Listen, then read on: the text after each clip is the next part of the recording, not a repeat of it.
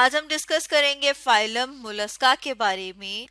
جیسے کہ یہاں پر ہم اپنے سامنے ڈائیگرام میں دیکھ رہے ہیں کہ فائلم مولسکا میں جو اینیملز آتے ہیں ان میں سنیل ہے، آکٹوپس ہے، اور اس فائلم کے اندر جو اینیملز آتے ہیں ان میں سے ہم دیکھتے ہیں کہ کچھ اینیملز جو ہیں وہ تو فری لیونگ ہیں، یعنی کہ وہ آسانی سے موو کر سکتے ہیں، اور کچھ جو ہیں وہ سیسائل ہیں. سیسائل کا مطلب یہ کہ وہ ایک جگہ کے ساتھ اٹیچ ہو جائیں گے یا کسی بھی پوائنٹ کے ساتھ اٹیچ ہو جائیں گے اور پھر وہ موو نہیں کر پاتے، تو اس کو کہتے ہیں کہ وہ کیا ہے، سیسائل. اب اگر ہم ان کے ہیبیٹیٹ کی بات کریں کہ یہ کہاں پر پائے جاتے ہیں، تو ہم دیکھتے ہیں کہ جو اینیملز فائلم مولسکا میں آتے ہیں وہ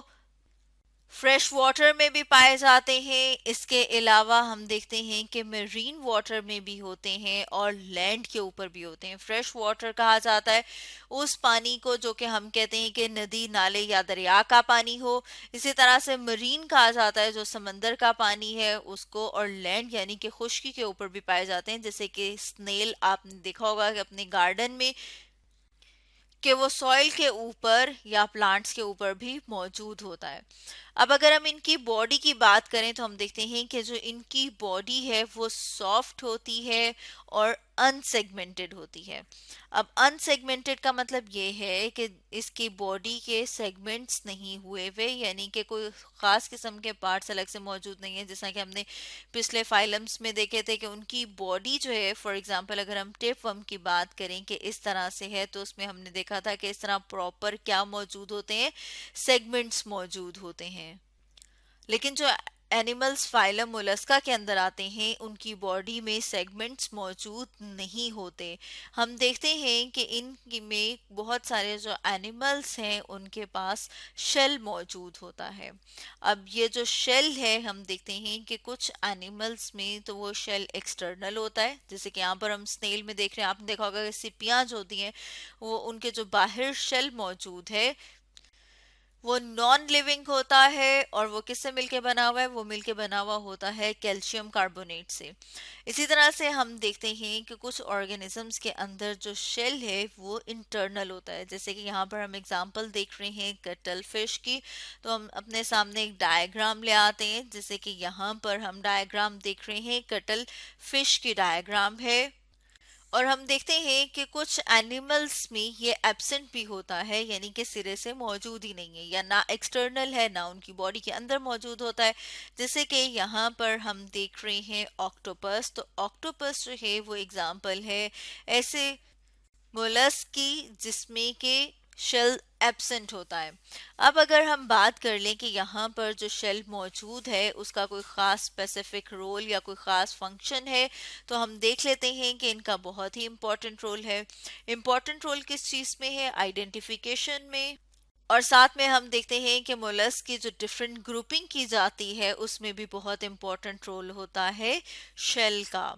اب اگر ہم باڈی پلان کی بات کریں کہ جو فائلم مولسکا میں اینیملز آتے ہیں ان کا جو باڈی پلان ہے وہ کس طرح کا ہوتا ہے، تو ہم دیکھتے ہیں کہ ان کی بائی لیٹرل سمیٹری ہے.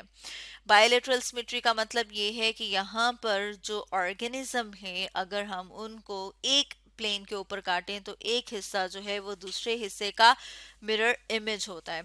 یہاں پر ہم اپنے سامنے ڈائیگرام میں دیکھ رہے ہیں سنیل کی ڈائیگرام، اور اس میں ہم دیکھ رہے ہیں کہ اس کے باہر جو آؤٹر ایک لیئر، ایک وال موجود ہوتی ہے جسے کہ مینٹل کہا جاتا ہے، اور ہم دیکھ رہے ہیں یہاں پر جو اسپیس، جو کیویٹی ہے اسے مینٹل کیویٹی کہا جاتا ہے. اس کے علاوہ ہم دیکھ رہے ہیں کہ یہاں پر ایک مسکولر سا سٹرکچر موجود ہے جسے کہ مسکولر فٹ کہا جاتا ہے، جسے کہ یہ استعمال کرتے ہیں لوکوموشن کے لیے، یعنی کہ حرکت کرنے کے لیے. جب انہوں نے ایک جگہ سے دوسری جگہ جانا ہے، لوکوموشن کہتے ہیں جب انہوں نے موومنٹ کرنی ہے، تو اس میں کس کا استعمال ہوتا ہے، مسکولر فٹ کا. اس کے علاوہ ہم دیکھ رہے ہیں کہ یہ والا جو ریجن ہے اسے وسٹرل ماس کہا جاتا ہے. اب وسٹرل ماس جو ہے